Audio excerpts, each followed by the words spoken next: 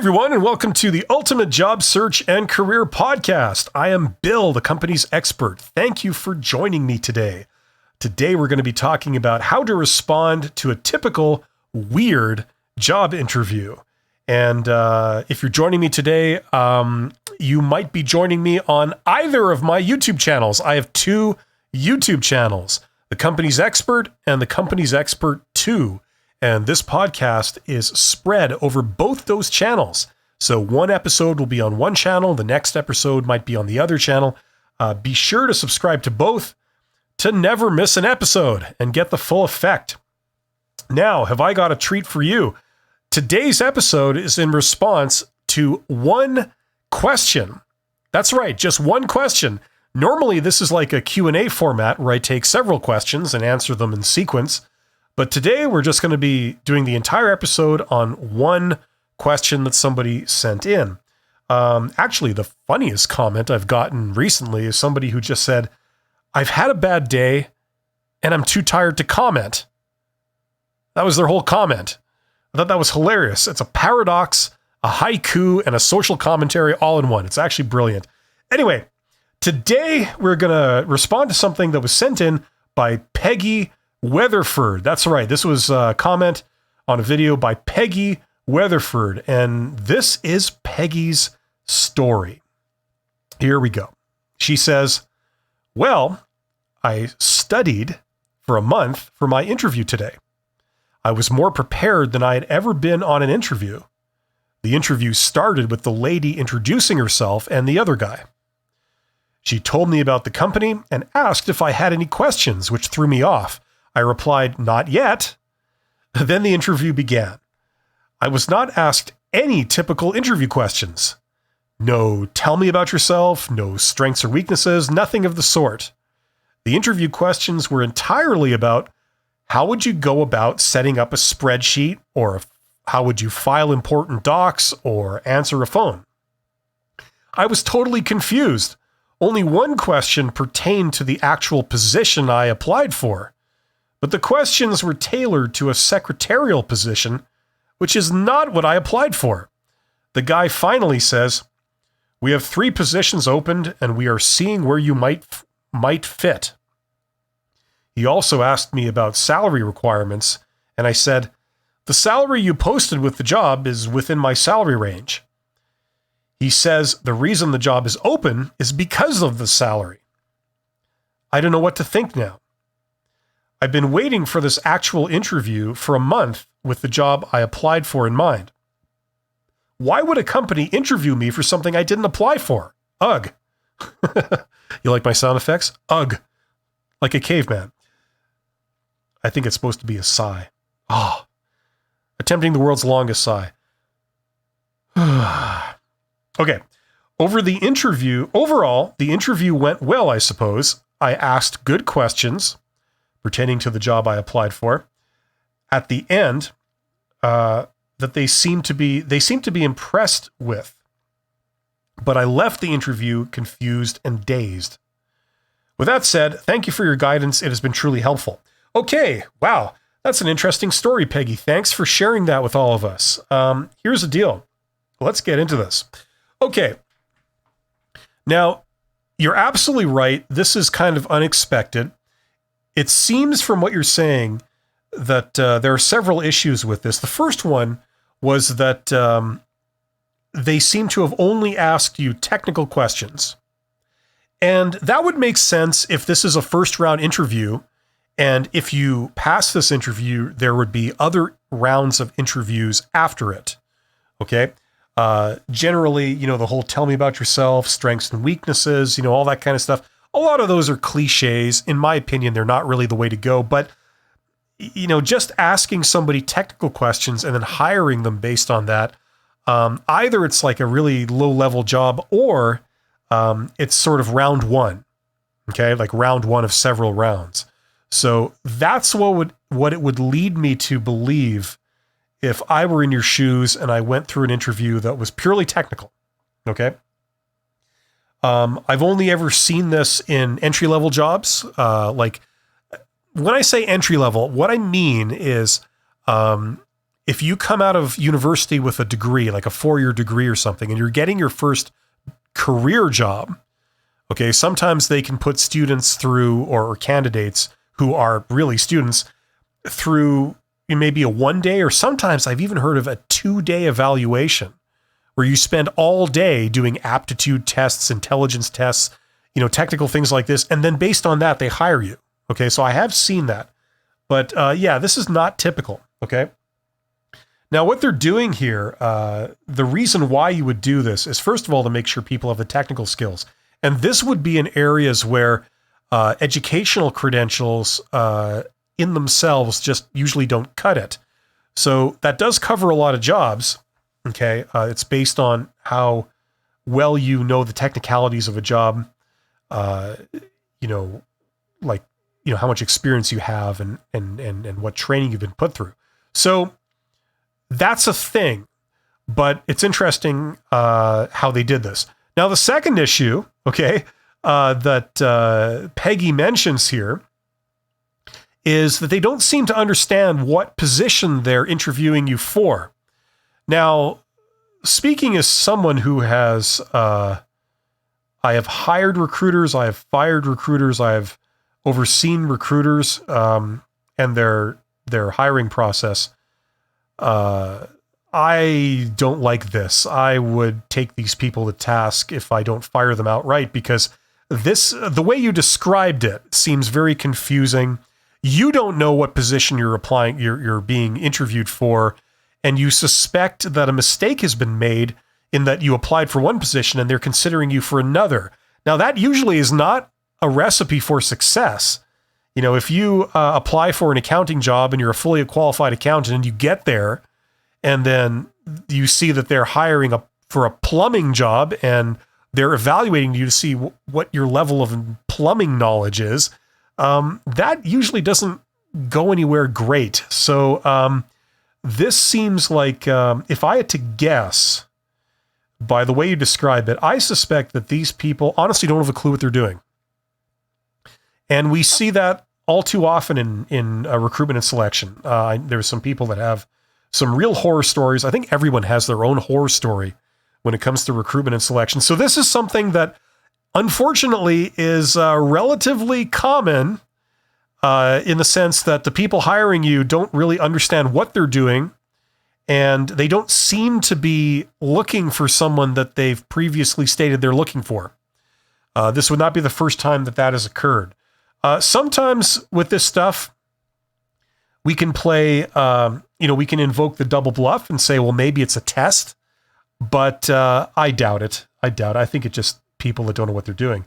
And if they are doing this, if they are in all honesty considering you for a range of different positions that they might have vacant at the moment, this is not a great way of going about it. Usually you explain at some point so the candidate at least has some clue of what's going on. And I don't understand the point you said about, he says the reason the job is open is because the salary.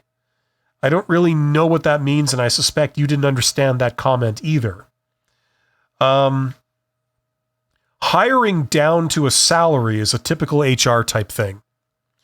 Generally speaking, all things being equal, hiring managers don't do this. This is a recruitment thing, recruiter thing. And it's a large organization thing too.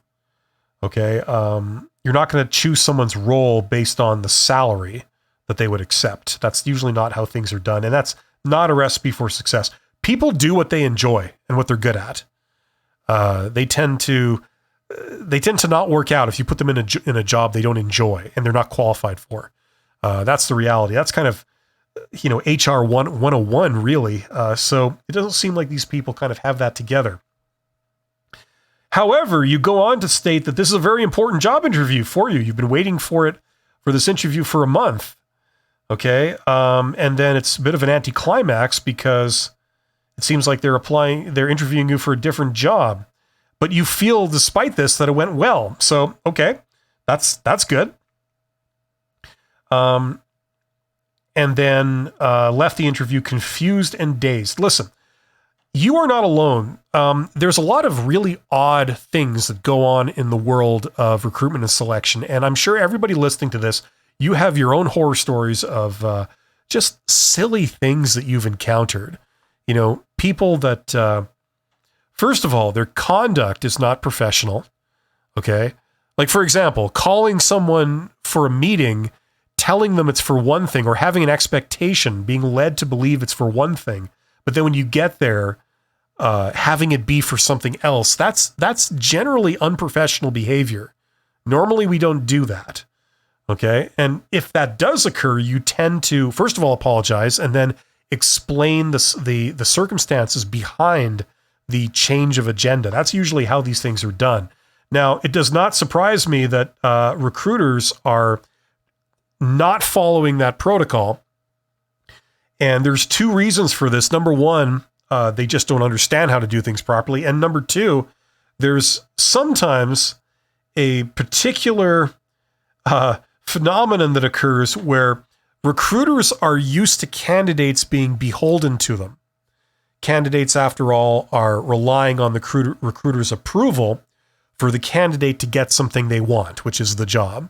And as a result, they are seemingly prepared to put up with all kinds of disrespectful behavior, unprofessional behavior, misleading behavior in the name of navigating the recruiter, getting around them, and getting the job.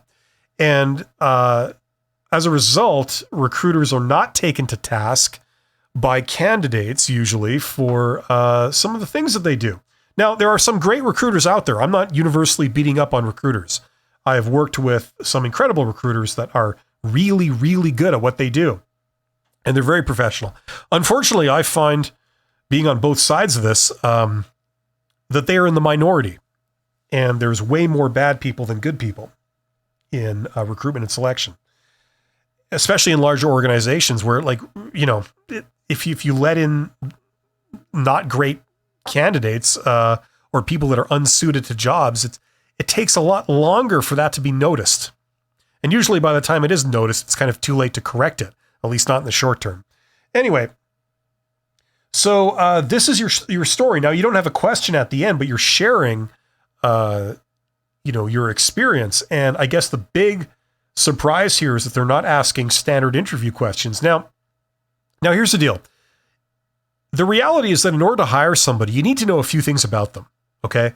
You need to know their strengths. You need to know their weaknesses. You need to know how they work as a person. You need to know what type of person they are. And then on top of that, you got to make sure that certain other things are in place. Okay. Integrity is there. Competence is there. Understanding appropriate behavior is there. All the things that would make you a high risk candidate, like erratic behavior in the past, you would have to make the right decision. You would want to investigate all of those, okay, and make sure they're in place. So generally speaking, to hire somebody, you need to ask more than the technical questions. Now, they haven't asked you any of those, okay? I personally think these canned questions, like tell me about yourself, are really silly. They are total cliches. They signal that the interaction that you have with the recruiter or hiring manager, if they're the ones asking these questions of you, it signals that you're not going to have any kind of natural interaction with them.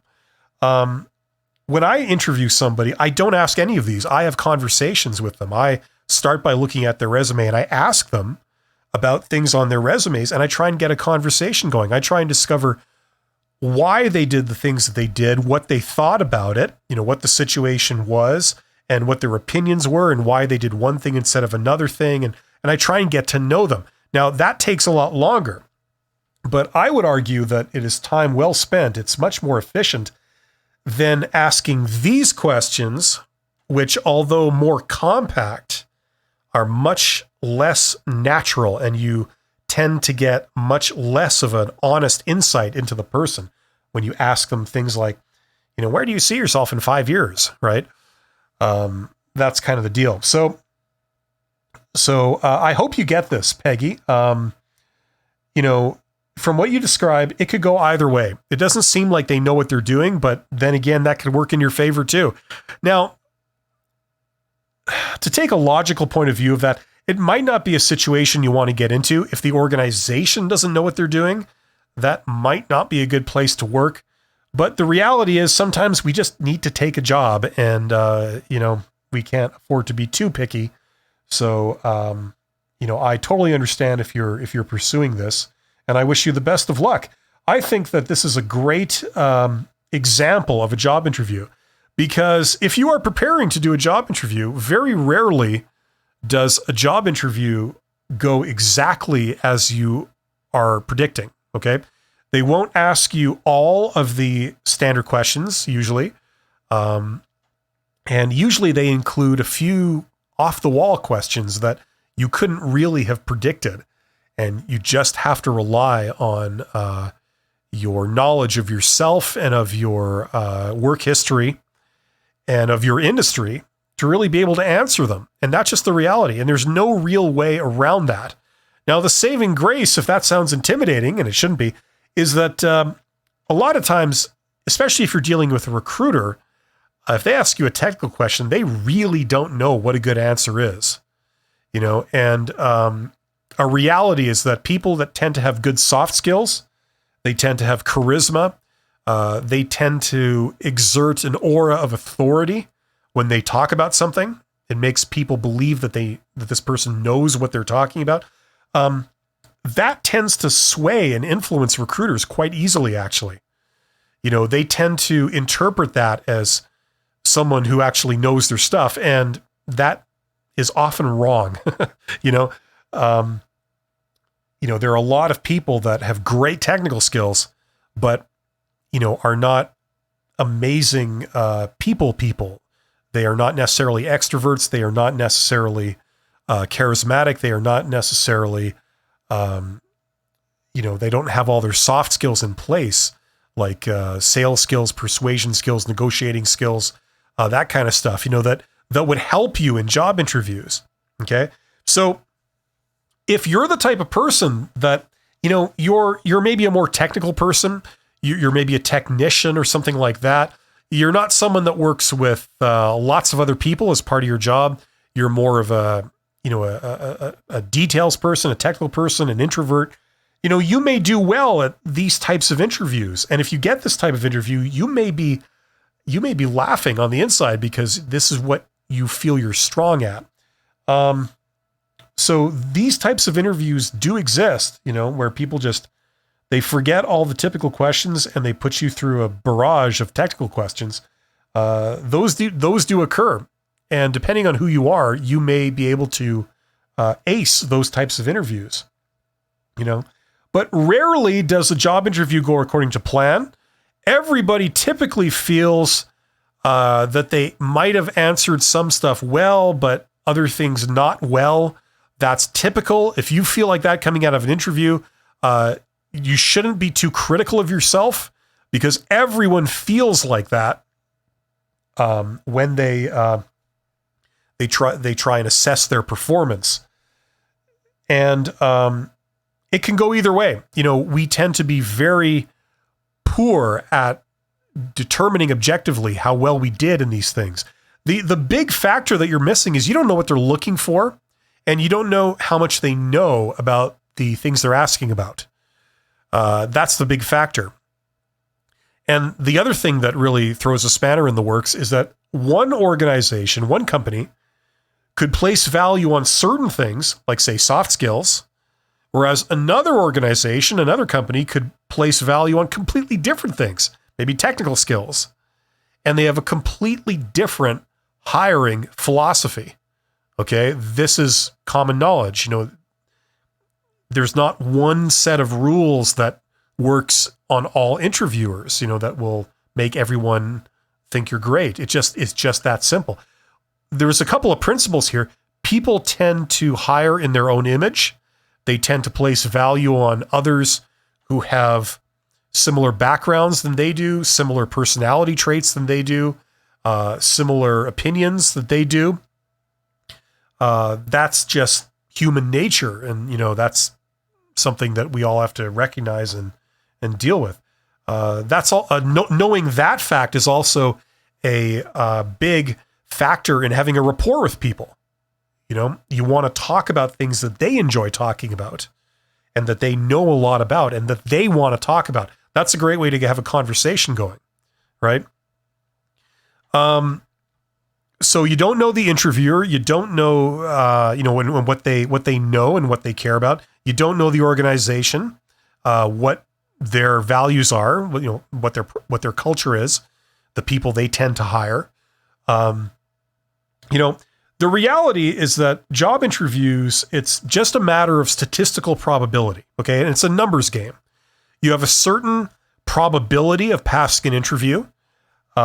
You might have some influence of that probability depending on, how good you are at interviewing, but it's just a probability. Some people have a 10% chance of passing, others have a 20% chance of passing. That's just how it goes. And so the secret here is to be able to do a lot of interviews, okay? The more opportunities you have, the more chance you will get a job. It's just that simple, okay? So in order to get more interviews, one factor is to be able to have the stamina to do this many times.